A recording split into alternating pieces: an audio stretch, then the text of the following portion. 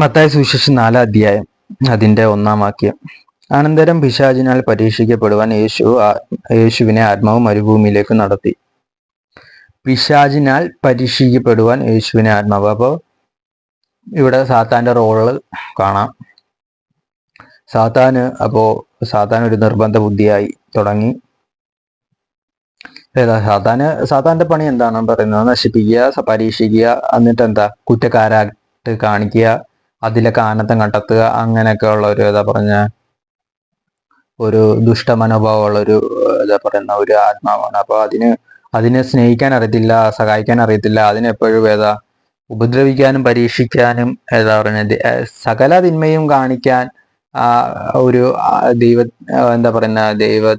ദൈവത്തിന് മുമ്പിൽ തന്നെയാണ് കിടന്ന് കളിക്കുന്നത്. അപ്പോൾ അതിനൊക്കെ ഒരു തിന്മ പ്രവർത്തിക്കാനും അധികാരം കിട്ടി എന്ന് നമുക്ക് വേണമെങ്കിൽ ഒന്ന് പറഞ്ഞു പോവാം.